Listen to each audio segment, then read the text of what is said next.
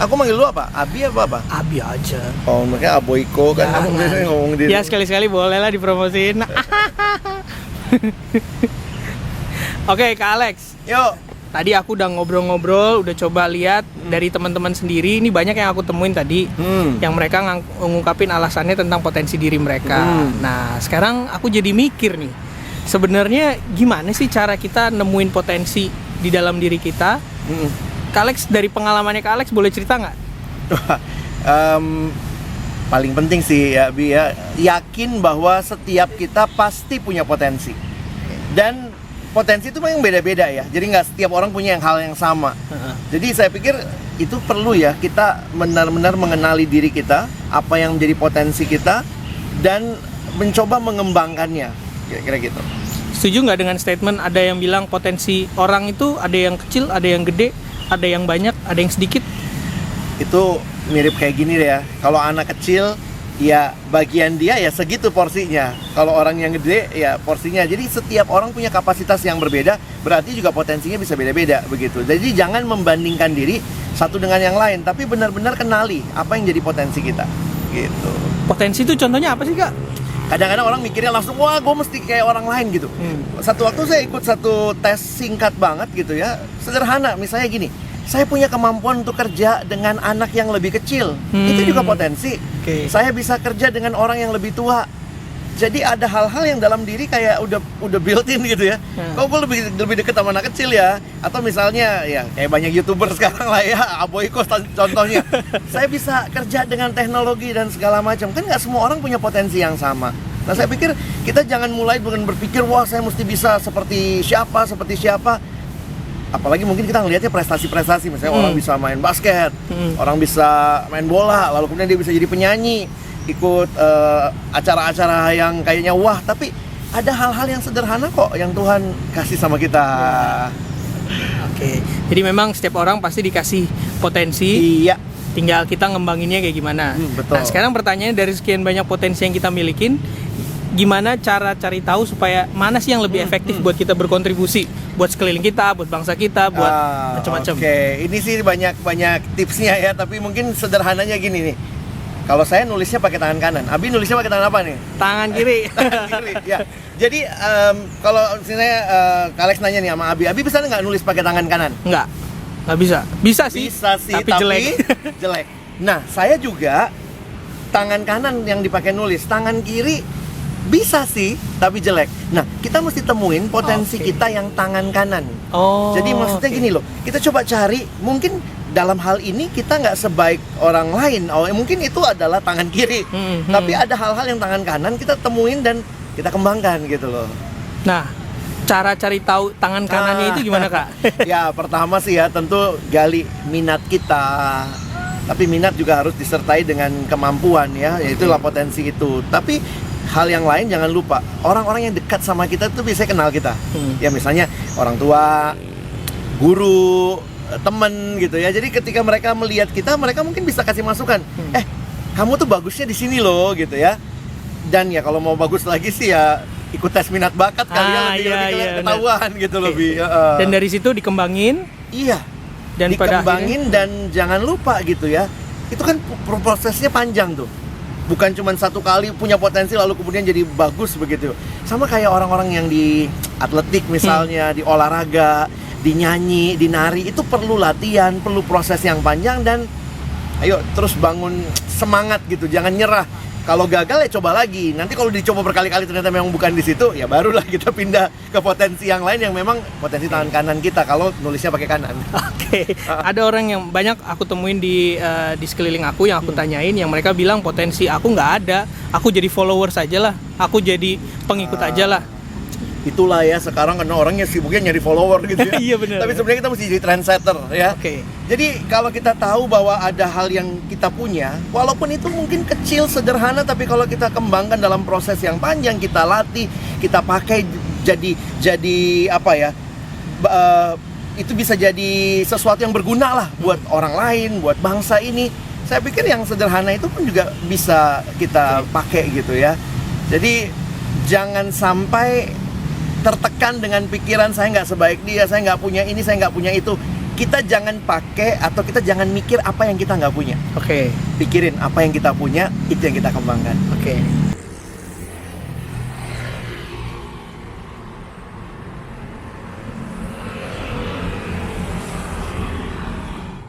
Sebenarnya kita bisa nggak sih memperkenalkan diri kita, tapi nggak kehilangan jati diri?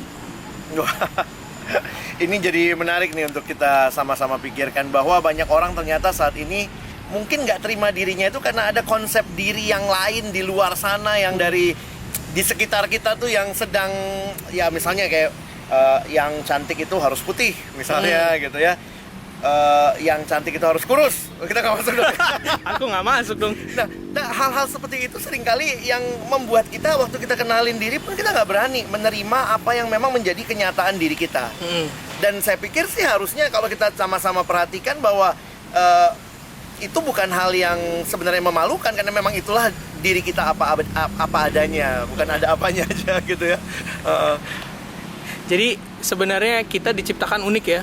Iya, betul. Sekarang ini ya, kalau Abi perhatiin ya, banyak film-film, bahkan apa ya, belakangan ini pokoknya semua temanya identitas.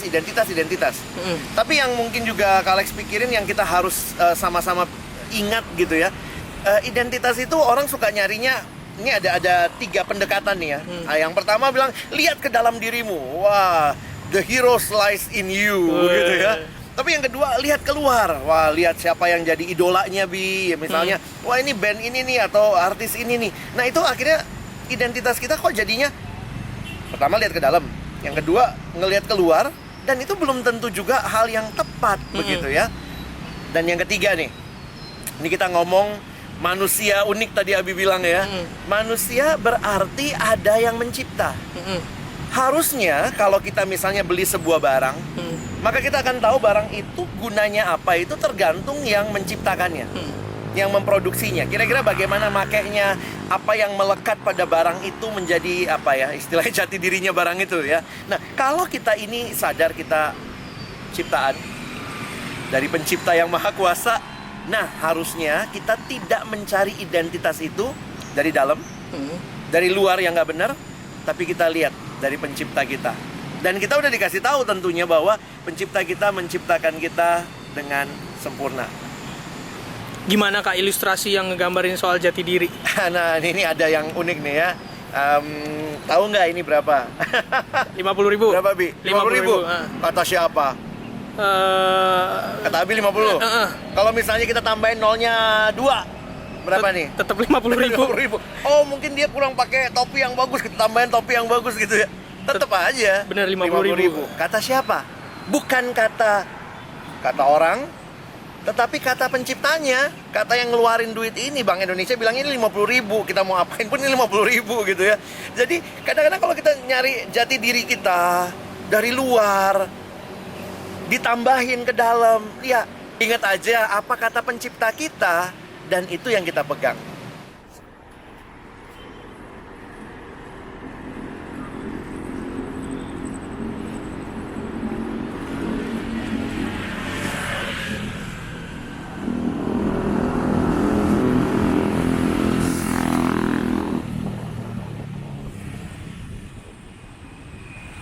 Potensi udah tahu, sedang dikembangkan. Iya. Jati diri juga udah tahu, dan kita udah bisa lah mensosialisasikannya ke orang lain bahwa siapa jati diri kita dan potensi kita. Cuma banyak dari teman-teman yang aku tanyain bilang, kok ujung-ujungnya aku jadi berkonflik ya dengan sekelilingku. Wah, pertanyaannya ini bikin konflik juga. Ya, kalau konflik itu kita harus sadari itu tidak terhindarkan. Di mana ada perbedaan, maka di situ tentunya ada kemungkinan untuk mengalami konflik, entah konflik of interest, ada perbedaan cara pandang, dan kadang-kadang tuh konfliknya sama siapa sih, Bi? Kadang kalau di rumah sama istri beda pendapat, gitu ya? di kantor sama teman kantor. Nah, persis tuh. Ada kalimat yang mengatakan gini ya,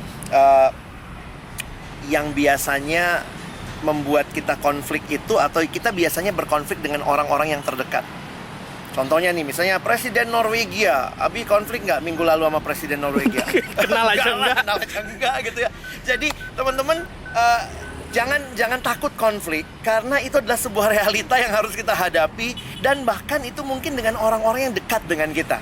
Nah, dan konflik itu tentunya harus diselesaikan. Saya pikir di situ nanti jadi solusi yang baiknya seperti apa, dan bagaimana kita sendiri bertumbuh, berkembang, jadi terampil mengelola konflik, begitu Bi. Kalau dari pengalaman Kak Alex berinteraksi dengan anak muda, konflik-konflik apa sih yang biasanya Kak Alex temuin atau yang mereka ceritain secara garis besar itu? Ya, konflik-konflik yang tentunya cinta juga ya.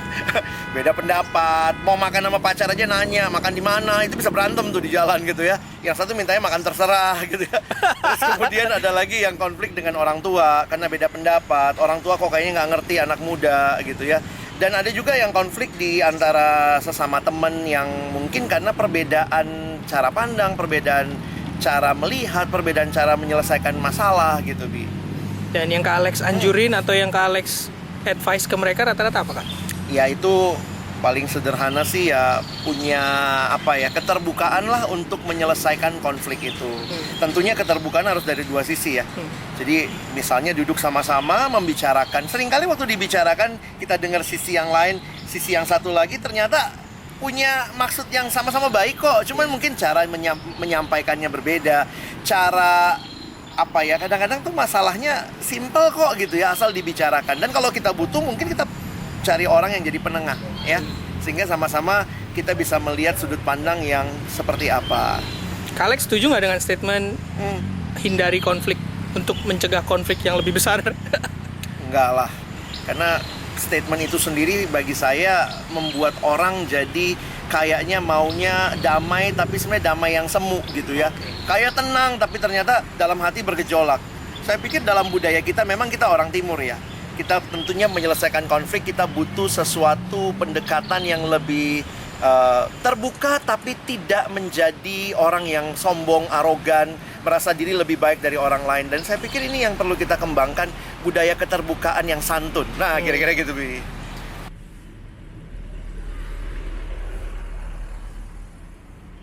Kita udah bicara potensi, bagaimana anak muda punya potensi dan meyakini itu. Tapi seringkali ada yang minder tuh, merasa apa yang saya miliki nggak sebaik orang lain. Sekali lagi dia bandingin diri sama orang lain. Nggak optimis karena lihat situasi di sekitar nih kayak gimana berubahnya gitu ya. Apa yang saya berikan ini mau mengubah apa gitu. Jadi kadang-kadang waktu bicara sama yang lebih tua pun kayaknya masih kecil nih gitu ya. Jadi itu yang mungkin membuat banyak anak muda tidak melihat apa yang dia punya sebagai sesuatu yang bisa dikontribusikan begitu. Oke, padahal sebenarnya kontribusi mereka bisa banyak ya, dalam banget, dalam segala ruang, iya, segala peran gitu. Saya pikir kalau setiap jenjang usia nih misalnya ya Bi ya, tentu kan nggak semua punya kemampuan yang sama. Misalnya anak-anak yang sekarang milenial apalagi sangat dekat sama teknologi, maka mereka bisa berkontribusi dalam bidang itu, dalam hal itu begitu. Dan jangan lupa bahwa potensi diri itu kan bukan buat diri kita sendiri.